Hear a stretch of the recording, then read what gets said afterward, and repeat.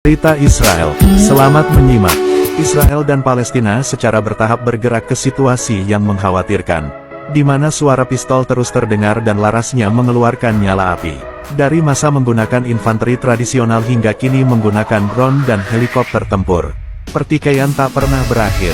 Israel sudah memulai serangan udara dan angkatan darat dalam jumlah yang cukup besar di kota Jenin di tepi barat, wilayah dalam kekuasaan Israel.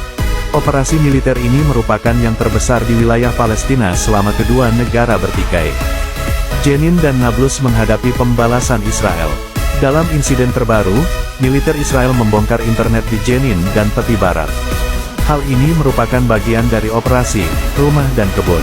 Setidaknya 5 warga Palestina tewas oleh tentara Israel. IDF telah memberlakukan pengepungan hampir seluruh kamp. IDF beroperasi sampai ke dalam kamp, membaca dan menganalisa rumah, mencari orang dan menangkap banyak teroris di Jenin di dekat Nablus. Orang-orang yang ditangkap itu telah menjadi target utama dalam operasi pemecah gelombang, yaitu operasi militer Israel yang kini berusia lebih dari setahun. Serangan main hakim sendiri oleh pemukim Israel yang berbasis di tepi barat terhadap desa-desa Palestina juga terjadi dalam skala besar. Sekolah hanya beberapa saja yang melakukan kegiatan pembelajaran. Bulan lalu drone menyerang di Jenin untuk pertama kalinya. IDF menggunakan helikopter tempur untuk membantu mengekstraksi pasukan yang mulai dilakukan di kota saat keberangkatan. Ratusan pejuang dari kelompok militan termasuk Hamas Islamic Jihad dan Fatah basis mereka. Antara pertengahan Maret dan Mei tahun lalu, 19 orang tewas dalam serangkaian serangan yang dilakukan Israel. Mendorong IDF untuk meluncurkan operasi hancurkan apapun terhadap orang-orang yang telah menyerang Israel dari kota Jenin. Kota Jenin telah melihat munculnya pasukan yang keluar melakukan serangan terhadap Israel.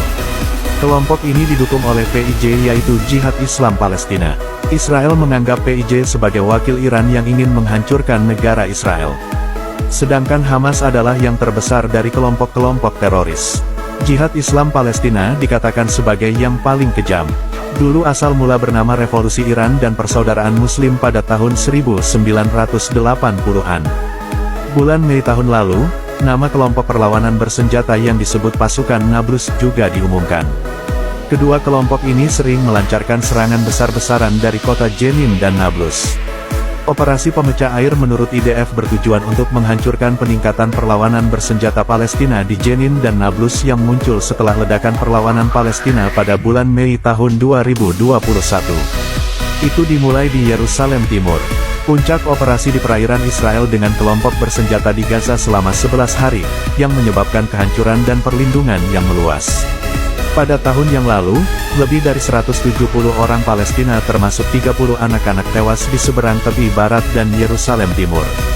Lebih dari 9.000 warga Palestina terluka oleh pasukan Israel di tepi barat. Sejak awal 2022, menurut prediksi beberapa negara bahwa 2023 akan terjadi peristiwa berdarah yang cukup besar skalanya. Mungkin akan menjadi kenyataan.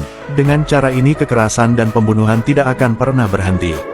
Sudah banyak solusi perdamaian yang ditempuh dan ditengahi oleh berbagai negara besar maupun negara kecil. Namun pertikaian dan peperangan terus berkelanjutan seperti tak ada akhirnya. Kita hanya bisa mendoakan semoga pertikaian dan peperangan tersebut dapat berakhir dengan perdamaian yang abadi dari Tuhan Pencipta langit dan bumi serta segala isinya. Hanya Tuhan yang mampu mendamaikan mereka. Kekuatan manusia dan senjata bukanlah penghancur suatu kelompok atau bangsa, jika Tuhan belum mengizinkan kehancurannya terjadi.